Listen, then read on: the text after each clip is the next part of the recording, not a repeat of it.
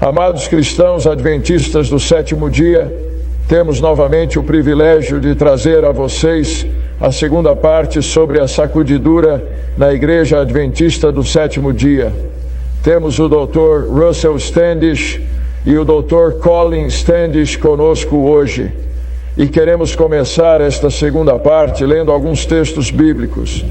E eu vou perguntar a Colin se você pegará Isaías 39, 9 a 11.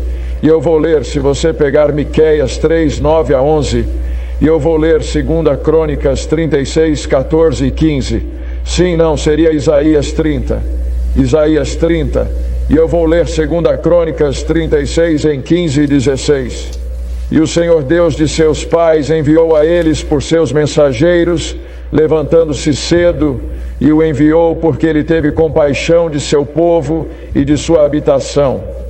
Mas eles zombaram do mensageiro de Deus, desprezaram suas palavras e maltrataram seus profetas, até que a ira do Senhor se levantou contra seu povo, até que não houve mais remédio.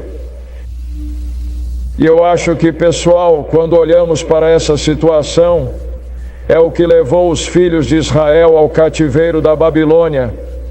Agora, Colin, se você ler Isaías 39 a 11... Propósito. Esta é uma declaração que a irmã White usou ao descrever o que aconteceu em Minneapolis em 1888. Portanto, é relevante para a Igreja Adventista do sétimo dia. Que este é um povo rebelde. Filhos mentirosos. Filhos que não querem ouvir a lei do Senhor, que dizem aos videntes: não vejam, e aos profetas: não nos profetizem coisas retas. Falam-nos coisas suaves. Profetizam enganos. Desviai-vos do caminho, desviai-vos da vereda, fazei que o Santo de Israel deixe de estar diante de nós.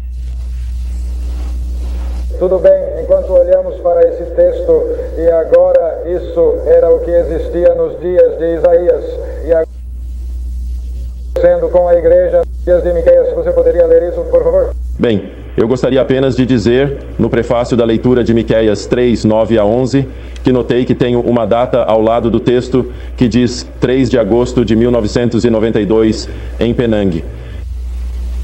E isso foi, é claro, antes de eu encarar o inquérito sobre meu ministério. E era um texto especial, como eu o li naquele dia. Penang, na Malásia. Ouçam isto, eu oro a vocês, chefes da casa de Jacó e príncipes da casa de Israel, que abominam o julgamento e pervertem toda a equidade. Eles edificam Sião com sangue e Jerusalém com iniquidade.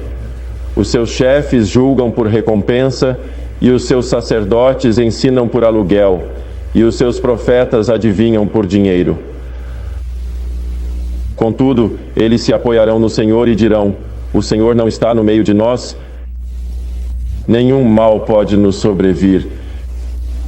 Então, enquanto olhamos para esse era o problema que eles enfrentaram nos dias de Cristo e de Miqueias, agora vamos olhar para o que a igreja enfrentou nos dias de Jesus. Em Mateus 23, versículos 13, 14 e 15, nós lemos isso: mas ai de vocês, escribas e fariseus, hipócritas, porque fecham o reino dos céus aos homens, pois nem vocês entram, nem deixam os que estão andando entrar.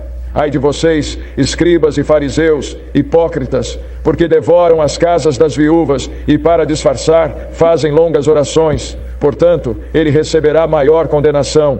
Ai de vocês, escribas e fariseus, hipócritas, porque vocês podem passar por terra para fazer um prosélito, e quando ele é feito, vocês o tornam 2 vezes mais filho do inferno do que vocês. Agora, quando eu li isso, os judeus tinham uma maneira de pegar um gentio e torná-lo um judeu. E quando eles fizeram de um gentio um prosélito na fé judaica, e eles lhes ensinaram as tradições da igreja, sem lhes ensinar a mensagem salvadora da igreja, quero dizer, isso diz que você fez ele é 2 vezes mais filho do inferno do que vocês. E então, no versículo 38... No versículo 37 e 38, Jesus novamente fecha esta declaração dizendo: ó Jerusalém, Jerusalém, tu que matas os profetas e as almas, e que te foram enviados, quantas vezes eu quis reunir teus filhos, assim como a galinha reúne os seus pintinhos debaixo das asas, e ele não quis. E então diz: eis que a vossa casa vos ficará no pó. Então, ao olharmos para isso, e então voltarmos para Isaías, o 9º capítulo de Isaías, no versículo 16, a inspiração nos dá como todas essas coisas se desenvolveram e quem foi o responsável. Ela diz: pois os líderes deste povo os fizeram errar, e os que são liderados por eles estão perturbados.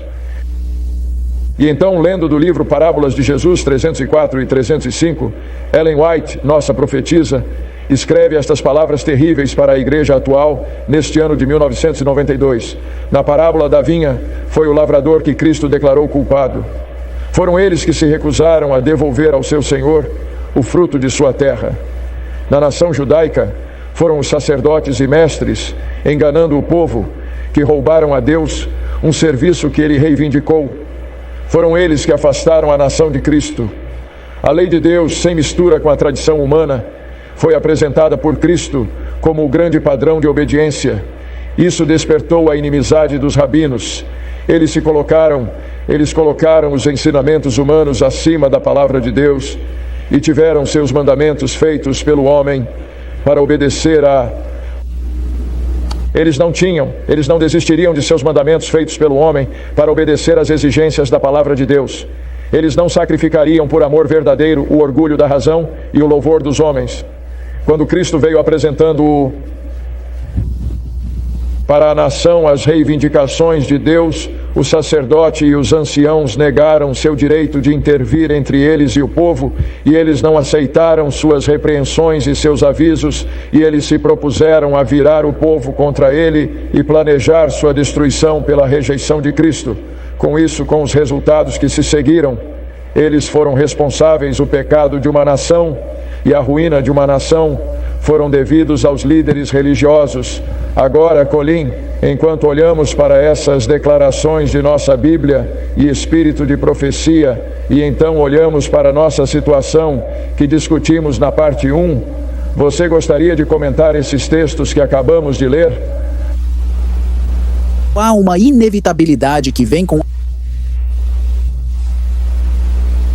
afastando-se da verdade de Deus. A verdade que santifica, traz unidade. A serva do Senhor diz que a unidade é o resultado certo da perfeição cristã. Agora, quando nos afastamos da verdade que aperfeiçoou o caráter nas vidas do povo de Deus, não temos uma plataforma estável para a unidade. E então, nós nos debatemos como está, em uma tentativa de encontrar outra base para a unidade. E geralmente isso vem em apoio leal à liderança. Mas Deus ressaltou que não podemos apoiar cegamente os líderes. Embora deva haver apoio aos líderes, embora deva haver respeito pelos líderes, não podemos apoiar o erro ou a apostasia em que eles caíram, se de fato eles se moveram nessa direção. Se tomarmos isso como nossa linha de base, então temos que procurar o chamado de volta que Deus quer para uma unidade. Mas se isso não acontecer, então descobriremos que a igreja nunca será reunida. Haverá alguma maneira de separar o povo de Deus. Agora, em tempos passados, essa separação veio ao sair. A igreja cristã saiu da igreja judaica. A igreja protestante saiu da igreja católica. A igreja adventista do sétimo dia saiu das igrejas caídas do protestantismo. Agora a questão é naturalmente levantada. Bem, por que então os fiéis não saem da igreja adventista do sétimo dia? Mas Deus é mais sábio do que isso. Ele percebe que se saíssemos logo, estaríamos em apostasia. E então teríamos que sair novamente. E então teria que haver outra. E ad infinitum, eles estariam saindo da igreja. Não podemos olhar nessa direção. Deus tem outro plano. E esse é a sacudidura, a mudança do povo de Deus. E ele diz que tudo o que pode ser sacudido, isto é, qualquer um que tenha qualquer falha em aceitar a plenitude de Cristo em sua vida será abalado. Não há dúvida sobre isso. Não há outra alternativa. Agora, os profetas sempre falaram de forma muito clara sobre essa sacudidura. E é uma sacudidura para o povo de Deus. Não é algo que as pessoas fiéis devam temer. Quero ler para vocês, por exemplo, do profeta Joel. Linda promessa ao povo de Deus. Joel capítulo 3 e versículo 16. O Senhor também rugirá de Sião e fará ouvir a sua voz de Jerusalém. E os céus e a terra tremerão. Mas o Senhor será a esperança do seu povo louvado, seja Deus por esta declaração, e a força dos filhos de Israel. Não importa quão severo seja o abalo, não importa como a peneiração ocorra, Deus ainda é a esperança de seu povo, irmãos e irmãs. Não devemos desanimar. Não devemos falhar com o Senhor. O pastor Spear e eu estávamos falando há pouco sobre o fato de que tantos adventistas fiéis que permaneceram de pé há 10, 15 anos não foram capazes de persistir. Eles acabaram ficando desanimados. Eles se afastaram da verdade e voltaram ao seu sono laodicense, muito parecido com o que aconteceu depois da decepção de 1844. E eu faço um apelo para aqueles que estão assistindo a esses vídeos. A Escritura diz que todo aquele que perseverar até o fim será salvo. Aqui está a paciência ou a perseverança dos santos. Aqui estão os que guardam os mandamentos de Deus e a fé de Jesus.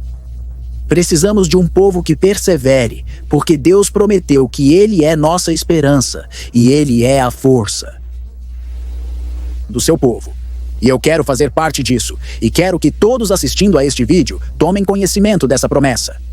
O problema que vejo é que em todos os lugares do mundo em que estive, e você e eu contornamos a terra com essa mensagem, o que me alarma é que agora as pessoas que se identificaram como adventistas históricos estão seguindo homens em vez da mensagem.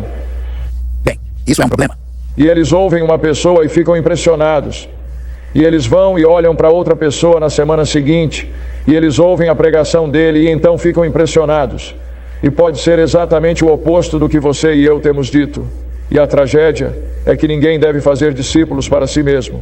Devemos apontar cada mensagem para Jesus Cristo. E nós devemos fazer discípulos para Ele. E eu estou pedindo ao nosso povo neste momento crítico que se volte para a palavra de Deus e o espírito de profecia agora. Amém. E coloque linha sobre linha, preceito sobre preceito, aqui um pouco, ali um pouco, e tome o espírito de profecia. Não tome as palavras dos homens até que você as tenha provado pela lei e pelo testemunho. Se eles não falarem de acordo com esta palavra, não há luz neles. Agora eu gostaria de ler uma declaração aqui porque eu acho que ela aborda o problema. E são estas palavras. Está em Testemunhos para Ministros, página 362. O espírito de dominação está se estendendo aos presidentes de nossas conferências. Se um homem é servo de seus próprios poderes e busca exercer domínio sobre seus irmãos, sentindo que está investido de autoridade para fazer de sua vontade o poder governante, o melhor e único caminho seguro é removê-lo, para que grande dano não seja feito e ele perca a sua própria alma e o perigo de perder as almas dos outros. O ano todo, irmãos, essa disposição de dominar a herança de Deus causará uma reação, a menos que esses homens mudem seu curso. Aqueles em autoridade devem manifestar o Espírito de Cristo. Eles devem lidar como Ele lidaria com cada caso que requer atenção. Eles devem ser pesados com o Espírito Santo. A posição de um homem não o torna um jota ou tio maior aos olhos de Deus. É somente o caráter que Deus valoriza. A bondade, a misericórdia e o amor de Deus foram proclamados por Cristo a Moisés. Este é o caráter de Deus. Quando homens que professam servir a Deus ignoram seu caráter e se afastam da honra e da retidão ao lidar com seus semelhantes, Satanás se exalta, pois ele os inspirou com seus atributos. Eles estão seguindo os passos do romanismo. E lamento dizer, irmãos, que acredito que este é o problema que enfrentamos hoje, é que estamos seguindo a trilha do romanismo. E ao dizer isso imediatamente, quero dizer que teremos muitas cartas que vão fluir por causa desta declaração. Mas tenho que dizer que nós, hoje, na Igreja Adventista do Sétimo Dia, estamos seguindo as mesmas dominações que a Igreja Católica retratou sobre seus próprios padres, líderes e leigos.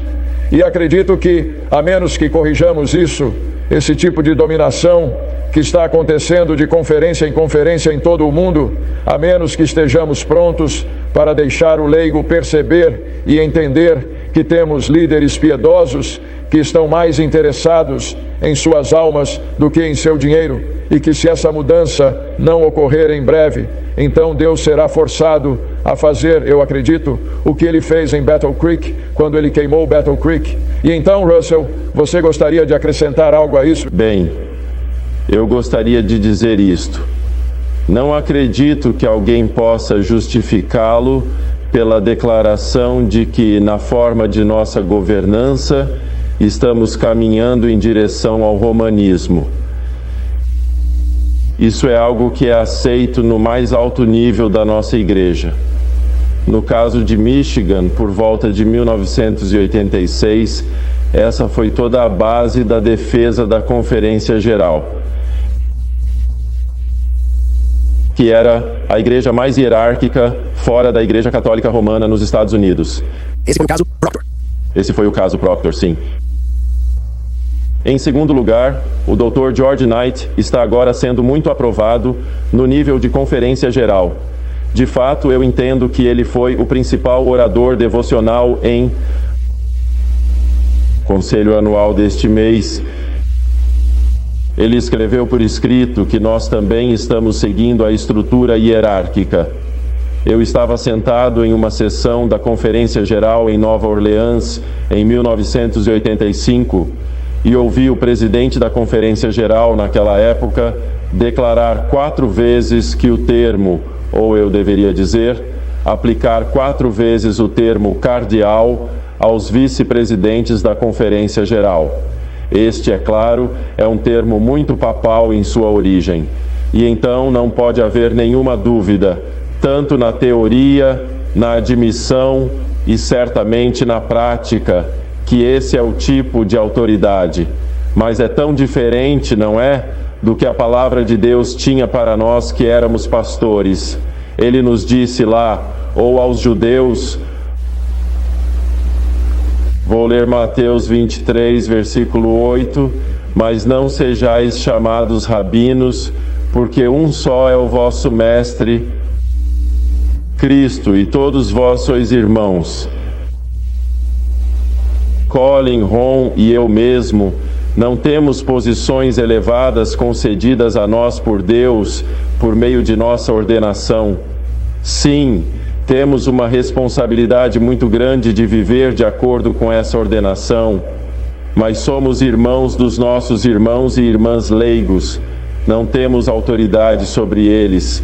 Sim, podemos dar conselhos e devemos, quando necessário, mas não temos essa autoridade. E se voltarmos a Mateus 20, quando Cristo estava falando com seus apóstolos, versículo 25 em diante, mas Jesus os chamou e disse: sabeis que os príncipes dos gentios exercem domínio sobre eles, e os grandes exercem autoridade sobre eles. É pagão ter a forma papal ou a forma hierárquica de governo da igreja. É isso que os gentios, os pagãos, fazem, mas não será assim entre vocês. Mas qualquer que quiser ser grande entre vocês, seja vosso ministro. E qualquer que quiser ser o primeiro entre vocês, seja vosso servo. Como ministros, somos servos da igreja. Mas hoje, muitos de nossos pastores perderam esse conceito. Eles não são mais servos da igreja, mas sim senhores sobre a herança de Deus. E a irmã White passou mais de 400 páginas no livro Testemunhos para Ministros, instando que a igreja se livrasse do poder real. Se isso era necessário em seus dias, quero dizer, irmãos e irmãs, quanto mais é necessário de ministros como nós hoje. Amém. Acho que tivemos o presidente da Conferência Geral também, quando a Pacific Press foi processada. Mary Kay. O julgamento de Mary Kay, creio que ele identificou, o presidente da Conferência Geral identificou nossa organização como a mesma que a Igreja Católica. Bem, o presidente da Conferência Geral, lembre-se de que naquela época ele era presidente da divisão norte-americana. Ele não era o presidente da Conferência Geral. Mas ele foi identificado que o presidente da Conferência Geral era o, entre aspas, ministro-chefe da igreja. Agora, estamos muito ansiosos para evitar esses termos chefe ou líder, porque esse é o jeito do mundo, mas não é o jeito de Deus. Agora, quero me mover um pouco na direção aqui e chegar a um pouco da agonia prática do nosso povo ao redor do mundo. Aqui encontramos pessoas fiéis à medida que novas teorias chegam ao púlpito, à medida que pastores começam a pregar mensagens estranhas. Eles ficaram preocupados, às vezes se perguntando se era apenas uma percepção equivocada do que ele estava dizendo. Mas depois de culto após culto, eles perceberam que este é um novo evangelho. Não é outro evangelho, porque há apenas um evangelho, diz Paulo. E então o que eles fizeram foi ir com grande amor e preocupação ao pastor e tentar falar com ele sobre isso. Mas quanto mais eles falaram com o pastor, mais eles perceberam que ele não é mais alguém que segue a palavra da verdade e da fé do advento. E então, como eles expuseram seus corações aos companheiros membros e tentaram avisá-los, eles foram considerados opostos ao pastor ou antagônicos à igreja. E chegou a um ponto, em muitos casos agora, em que tais pessoas foram solicitadas a não retornar à igreja. Embora possam ter ocupado um ofício sagrado e um alto cargo na igreja, muitas vezes foram até mesmo desassociadas. E tais pessoas agora estão sobrecarregadas. Acredito que precisamos abordar isso agora. A primeira coisa que devemos reconhecer é que a Bíblia é rica em nos dizer que haverá pastores. Haverá pastores que dispersarão o rebanho. Talvez eu devesse ler apenas alguns desses textos agora. Jeremias 23. Jeremias 23, é claro. É um deles. E muito claro. E talvez devêssemos começar por aí. Jeremias 23, 1 e 2. Nos dá uma descrição muito interessante. Ai.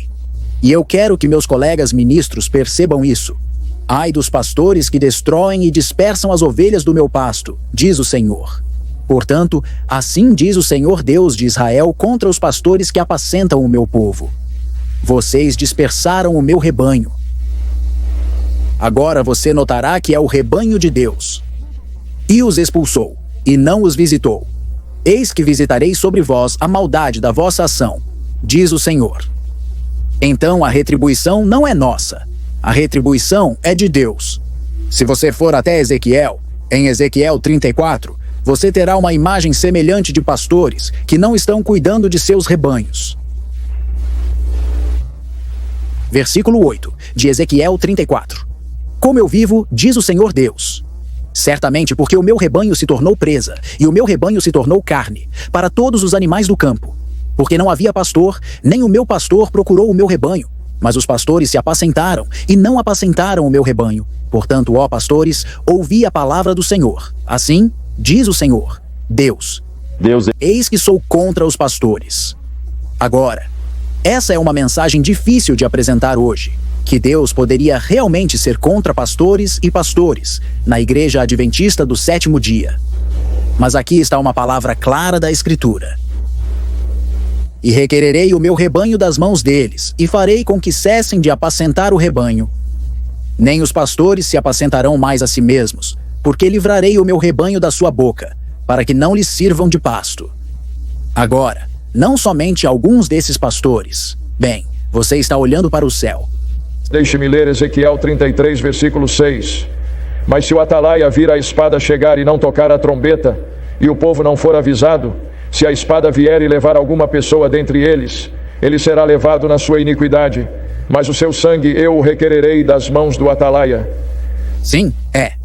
É uma responsabilidade solene e, ao meu ver, Voltar. Nos meus mais de 20 anos desde minha ordenação, Ron, você pode olhar para trás consideravelmente mais longe do que isso, já que você foi ordenado ao ministério do Evangelho. Que responsabilidade solene. E talvez nós também tenhamos falhado para com o Senhor. O Senhor como ministros. Mas não existem apenas pastores que expulsarão os fiéis da Igreja de Deus. Existem pastores que realmente destruirão a fé dessas pessoas. Observe em Jeremias 50, versículo 6. Meu povo tem sido ovelhas perdidas.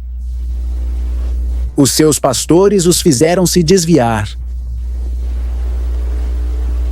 Em muitos casos, aqueles que permanecem na igreja correm maior perigo do que aqueles que foram expulsos. Porque aqueles que foram expulsos porque defenderam a verdade e a retidão. Eles foram expulsos por pastores infiéis que não apoiam a grande verdade e retidão de Deus. Mas há outros que estão sendo desviados. Eles ainda estão sentados nos bancos. Eles são frequentemente recebidos como membros muito fiéis, possivelmente líderes na igreja. Mas porque eles permitiram que o pastor os afastasse da verdade, eles estão perdidos. Como resultado desses pastores, há um fenômeno que está chegando à nossa igreja. Não sei se ouvi falar disso na América do Norte, mas vocês talvez estejam em melhor posição para me corrigir neste ponto. Mas quero dizer que há uma tendência crescente para as igrejas, tanto no Reino Unido quanto na Austrália e Nova Zelândia, de apresentarem listas de regras que as pessoas devem assinar por escrito ou por voz para continuar ou fazer parte da Igreja Adventista do Sétimo Dia. Agora, eu vi essas listas, por exemplo, da Igreja Bury St. Edmund e da Igreja Portsmouth, na Grã-Bretanha. Eu as vi na Igreja Cairns, em Queensland, e também na Igreja Curoi, em Queensland. Por exemplo, em Curoi, cada membro recebia uma lista de 2 pontos com a qual eles tinham que concordar se quisessem ser elegíveis para ocupar um cargo na igreja. Os 2 pontos que eu vou resumir rapidamente foram pagar seu dízimo à igreja e não ter nada a ver com ministérios autossustentáveis. Agora, à luz de todas essas declarações, deixe-me ler uma declaração da Review and Herald, 24 de dezembro de 1889. No grande coração das obras, Satanás usará seu arco infernal para interpor ao máximo. Ele buscará todas as maneiras possíveis de se interpor entre o povo e Deus e bloquear a luz que Deus teria trazido para seus filhos. É seu desígnio mantê-los na ignorância do que virá sobre a terra.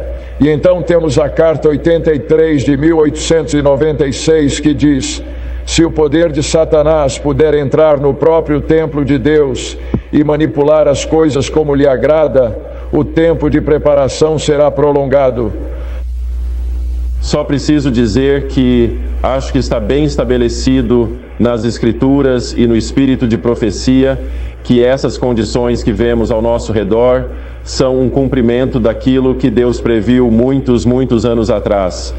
Acho que chegou a hora de nós, neste segmento, examinarmos o que nosso querido povo que está preso nessas situações, que está em uma igreja onde o pastor prega a apostasia e falha em pregar a verdade, onde até mesmo nossos jovens estão sendo pervertidos. Várias pessoas me disseram em uma igreja em South Queensland, a Toowoomba Central Church, o ministro contou uma história no início de seu culto para crianças, e o tema dessa história era: você não pode ser como Jesus.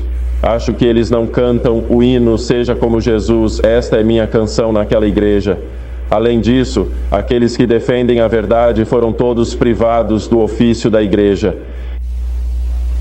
Eles sentiam que eram considerados leprosos quando frequentavam a igreja, e então tinha se tornado simplesmente um fardo, sem nenhuma bênção, ir à igreja. Eles tinham uma boa classe de escola sabatina, e isso lhes foi cruelmente negado.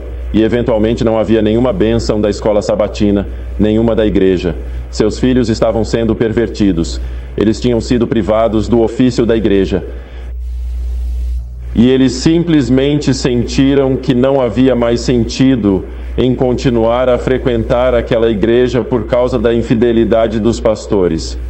Agora, isso tem sido assim na Warwick Church em Queensland, o mesmo em Croy, o mesmo em Cairns e sem dúvida em muitas outras igrejas. O que o povo de Deus faz nessas circunstâncias? Deixe-me falar sobre o problema aqui, porque Ellen White nos disse exatamente o que aconteceria. Deixe-me ler dos primeiros escritos nas páginas 43 e 44. Satanás está agora usando todos os dispositivos neste tempo de selamento para manter as mentes do povo de Deus longe da verdade presente e fazê-los vacilar. Eu vi a cobertura que Deus estava colocando sobre seu povo para protegê-lo em tempos de angústia. E toda alma que estava decidida na verdade e era pura de coração, deveria ser coberta com essa cobertura do Todo-Poderoso. Então estamos falando sobre o tempo de selamento. Acreditamos que estamos no tempo de selamento. Satanás sabia disso e ele estava trabalhando com um poder poderoso para manter as mentes de tantas pessoas quanto possível vacilantes e instáveis na verdade. Eu vi que a misteriosa batida em Nova York e outros lugares era o poder de Satanás. Eu vi que Satanás estava trabalhando por meio de agentes de várias maneiras. Ele estava trabalhando por meio de pastores. Ouça, ele estava trabalhando por meio de pastores que rejeitaram a verdade e são entregues às fortes ilusões para acreditar em uma mentira para que possam ser condenados. Enquanto eles estavam pregando e orando, alguns caíam prostrados e desamparados, não pelo poder do Espírito Santo, mas pelo poder de Satanás. Sopre sobre esses agentes e através deles para o povo. Enquanto pregavam e oravam ou conversavam, alguns adventistas professos, quero que você anote isso, alguns adventistas professos, e ela já se referiu a pastores que estavam pregando, ele estava trabalhando através de pastores que rejeitaram a verdade e são entregues à forte ilusão de acreditar em uma mentira para que possam ser condenados. E então ela continua dizendo que alguns professos adventistas que rejeitaram a verdade presente, ouça, usaram o mesmerismo para ganhar adesão. E as pessoas se alegravam com essa influência, pois pensavam que era o Espírito Santo. Alguns até mesmo que o usavam estavam tão longe na escuridão e no engano do diabo, que pensavam que era o poder de Deus dado a eles para exercer. Eles tinham feito Deus completamente como tal, como um deles, e tinham valorizado seu poder como algo sem valor.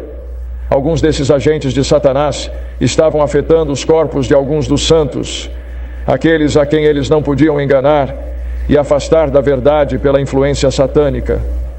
Oh, que todos pudessem ter uma visão disto como Deus me revelou, para que pudessem conhecer mais das artimanhas de Satanás e estar em guarda.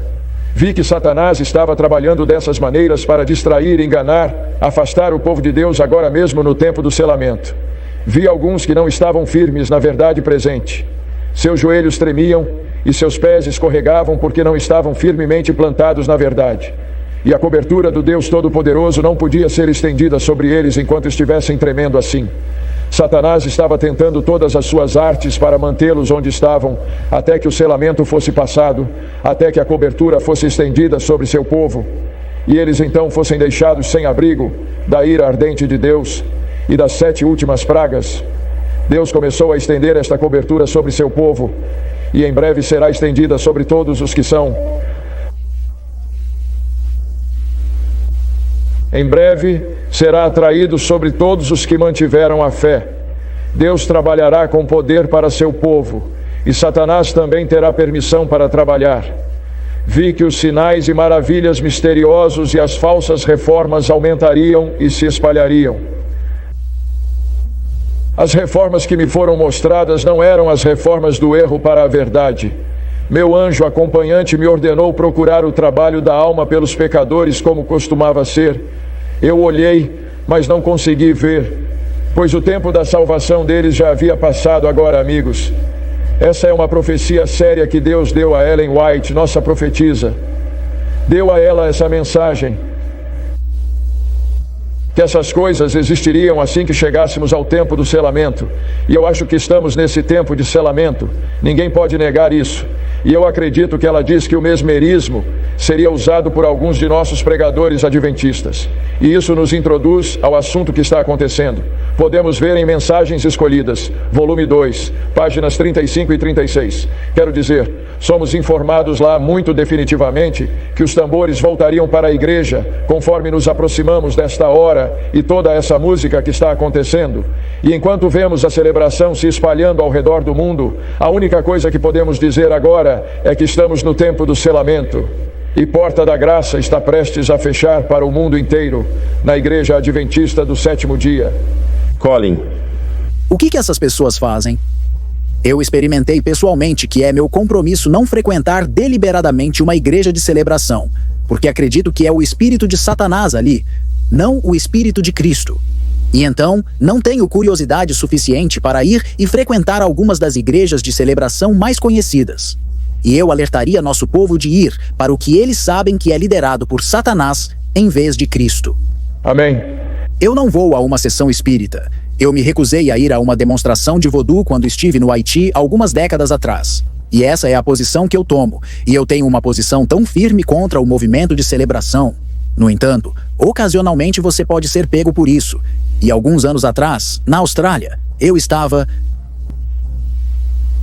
diante daquela situação em que frequentávamos uma igreja. As pessoas onde estávamos hospedados eram membros dessa igreja, em particular. Aconteceu de ser uma semana antes do Natal. E nós mandamos nossos filhos para a divisão infantil, apenas para descobrir que eles vieram com outros jovens. Para dar um programa especial, celebrando citações Natal cristão. A apresentação de rock mais abominável de um tema de Natal que eu já vi. Agora, é claro que eu nunca mais iria àquela igreja. Mas às vezes somos pegos com isso. E quanto às pessoas que estão em igrejas onde isso acontece, de forma contínua? O que elas podem fazer? O que elas devem fazer? E eu acredito que precisamos abordar isso e ser muito honestos com nossos espectadores sobre como lidar com esse tipo de situação.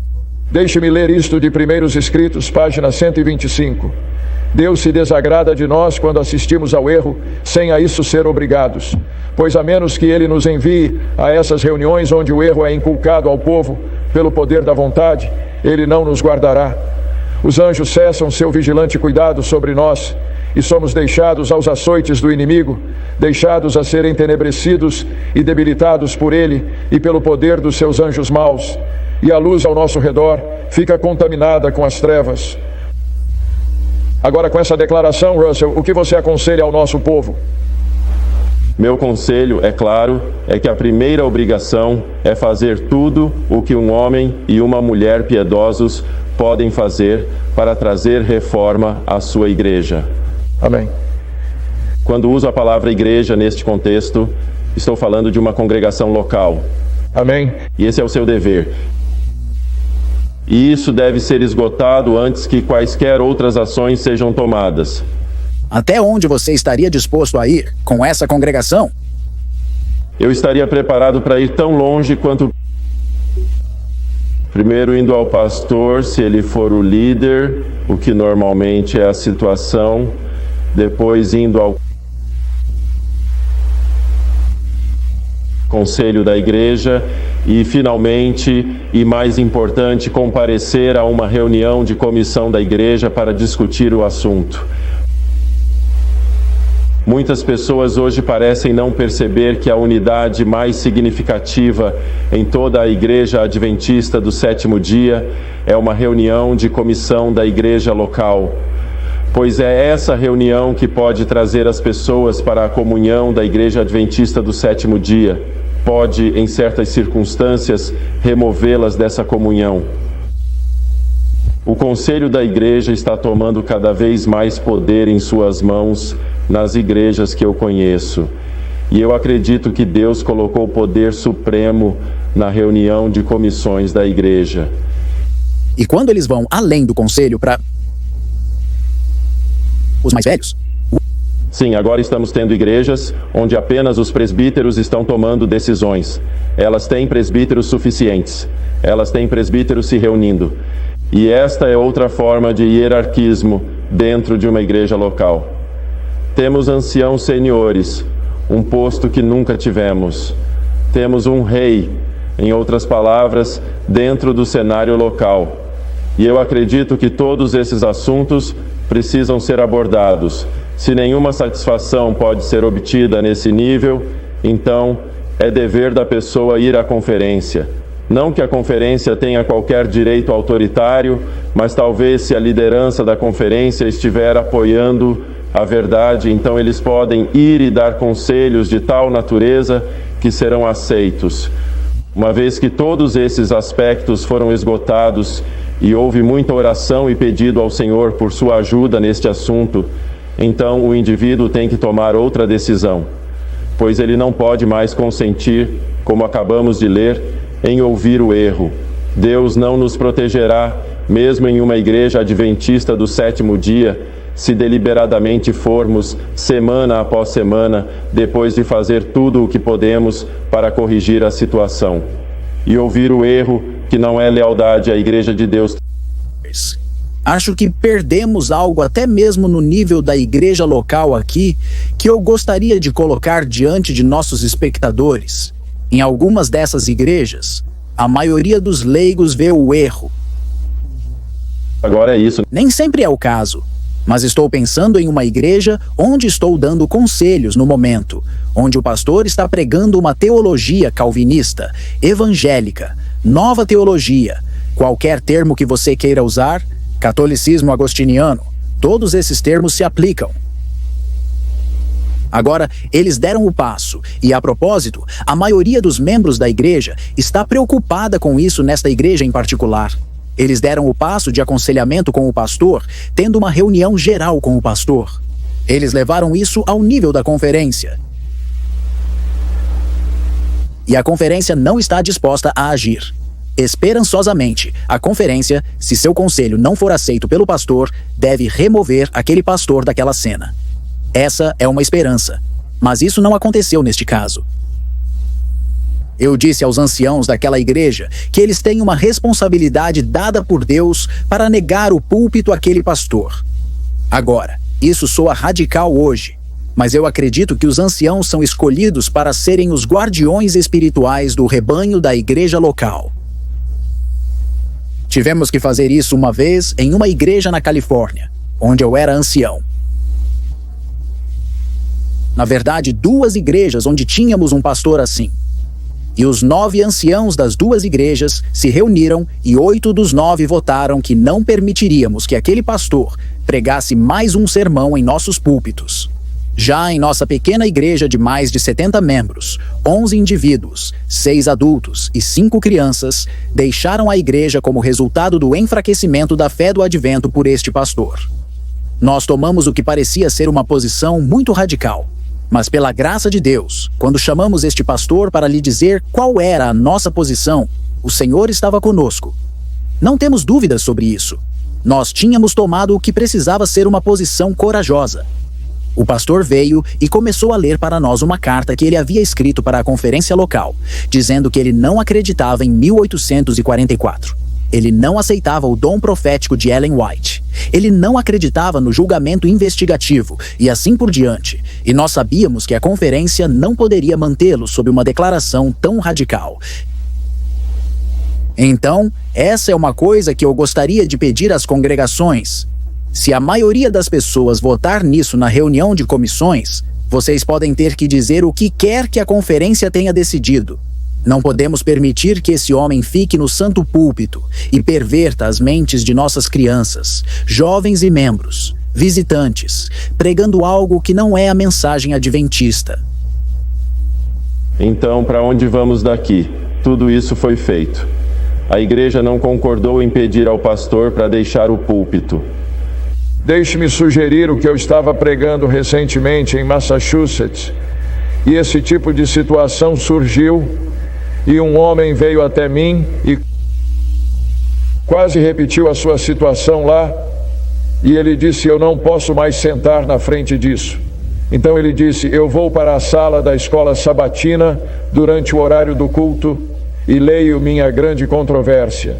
E ele disse: então eu não me dissocio das pessoas. Mas ele disse: eu não vou ouvir o ar. E eu tenho uma grande preocupação de que tenhamos cuidado para não nos dissociarmos da igreja, porque também há responsabilidade lá, há muitas pessoas confusas sentadas lá. Temos que encontrar alguma maneira de ajudar essas pessoas confusas ainda agora. Eu sei que os problemas que enfrentamos, e à luz deles temos que lembrar que ninguém tem o direito de começar outra igreja. E esse é o ponto perigoso. Você está falando sobre uma organização de igreja. Acho que precisamos falar sobre isso. Talvez, Colin, você queira falar sobre isso, porque há um perigo agora. Temos um movimento de separação acontecendo ao nosso redor. E as pessoas estão dizendo, você sabe, isso é Babilônia. E acho que é melhor deixarmos claro que acreditamos que esta igreja nunca será Babilônia. Eu poderia fazer isso, mas acho que Russell iria continuar com a pergunta que ele estava prestes a responder. Quando tudo mais falhou, qual é o nosso próximo passo? Mas eu acho que Ron está certo. É importante enfatizarmos que não devemos começar outra organização de igreja. Acredito que essas questões estão evoluindo muito rapidamente na Austrália. Não por causa da vontade das pessoas, mas porque elas estão sendo expulsas da igreja. Se você recebe uma lista de assuntos impróprios com os quais você tem que concordar para continuar como membro da igreja, e você sabe que em lealdade a Deus e sua igreja, você nunca poderia negar sua fé assinando essas medidas, e então você é expulso da igreja pelo próprio fato de que você não negará seu Senhor e sua igreja. Então você é deixado em uma congregação separada. Você, de fato, é a Igreja Adventista do Sétimo Dia Continuada.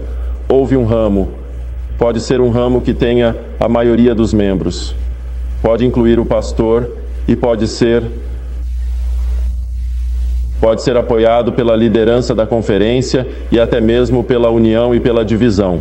Mas, na verdade, há um desdobramento. Eles podem ter as chaves da igreja, e então você pode não ser capaz de usar a igreja. Mas aqueles que permaneceram leais em fidelidade às verdades de Deus são a Igreja Adventista do Sétimo Dia naquela cidade. E eu acredito que, como eles são expulsos da igreja, não por qualquer mal que tenham feito, então eles devem continuar como uma congregação adventista do sétimo dia. Eles devem tentar obter, não da liderança da conferência, que não é sua prerrogativa, mas do eleitorado de seus irmãos e irmãs na conferência, que são os delegados de todas as igrejas da conferência, o reconhecimento de que eles são uma igreja adventista do sétimo dia, adequada e verdadeira. Então eles podem montar uma igreja seguindo os moldes da Bíblia, ouvir as mensagens, fazer com que seus filhos ouçam histórias da verdade e podem sair para espalhar a mensagem do Evangelho que é sufocada nessas igrejas que seguiram esse ramo. Temos apenas alguns minutos restantes nesta sessão. Acho que queremos deixar claro que não somos separatistas. Não acreditamos em separação. Estamos falando aqui apenas sobre quando a igreja tomou medidas para expulsar nosso povo da comunhão da igreja. E acho que quando isso acontece e eles não podem mais frequentar a igreja por causa do que está acontecendo, por causa da apostasia, então acredito que eles têm todo o direito de, na tarde de sábado, começar um grupo de estudo. Não chame isso de igreja, chame isso de grupo de estudo. E aqueles que estiverem interessados, eles podem se juntar a este grupo de estudo. O que eles fazem na manhã de sábado? Não sou contra as pessoas serem pegas nessa situação, tendo escola sabatina e igreja no sábado, chamando como quiserem. Mas, lembrando que são adventistas do sétimo dia, não são uma igreja adventista do sétimo dia congregacional. Se não há liderança espiritual naquela igreja, Ron, se eles estão cometendo erros, se seus filhos estão cometendo erros, eles ainda precisam ter uma escola sabatina para seus filhos. Eles ainda precisam ouvir as palavras da verdade. Nós somos adventistas do sétimo dia. Amém. Podemos nos chamar de escolas sabatinas filiais. Não estou tão preso ao nome, e não quero ver isso se tornar algo que as pessoas fazem de forma muito descuidada. Não é algo que devemos fazer descuidadamente, mas às vezes as pessoas não têm alternativa a não ser fazer essas coisas. Acredito que se a chamássemos de escola sabatina de marca, faríamos o que uma escola sabatina de marca deve fazer, e nos tornaríamos uma nova luz em uma comunidade onde não há luz da verdade. Talvez em um novo condado, talvez em outra parte do condado, outra parte da cidade. E essa luz será uma luz de verdade e retidão. Não podemos deixar de ter comunhão, não abandonar a nossa congregação. Agora estamos chegando ao fim desta sessão, e acho que em um rápido resumo, devemos dizer isto: somos adventistas do sétimo dia leais. Não seremos nada mais do que isso. Não vamos começar outra igreja, mas faremos tudo o que pudermos para trazer reavivamento e reforma a esta igreja. Também nos lembramos de que, ao estudarmos a história da igreja antiga, qualquer um que tentasse trazer reavivamento e reforma à igreja não era apreciado. E acho que devemos entender que, se você vai estar neste tipo de situação, temos que chegar à conclusão de que não seremos apreciados por pregar reavivamento e reforma. Agora, ao encerrarmos isto, Colin, você nos liderará em oração? Vamos orar.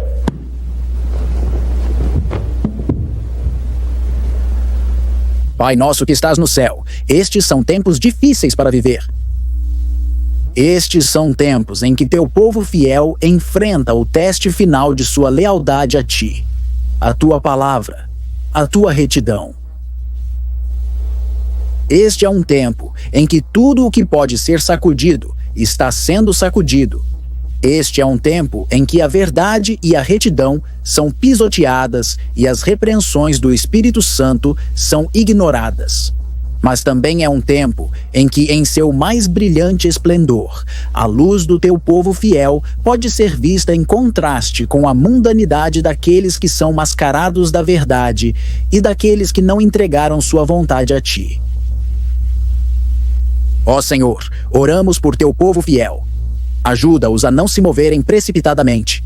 Ajuda-os a reconhecer que somos adventistas do sétimo dia. Não há outra igreja. Não há outro povo. E que tu prometeste que os trarás de volta das suas quedas. E se algum dos nossos irmãos e irmãs forem expulsos desta igreja, se, como Jesus disse em João 16:2, eles vão expulsar vocês da sinagoga e pensarão que estão fazendo a vontade de Deus ao matá-los. No entanto, que ainda tenhamos um amor ardente por cada uma dessas pessoas. E que sejamos como Jesus e como Estevão. E sejamos capazes de orar por aqueles que estão nos matando. Oramos para que a motivação não seja a da raiva, da crueldade e da hostilidade. Não nos ajude de forma alguma a ter um espírito que não seja o espírito de Jesus. E que em breve tenhamos o privilégio de ter comunhão com os anjos do céu, com Jesus e com Ele. Aguardamos com grande expectativa esse dia, em nome de Jesus. Amém.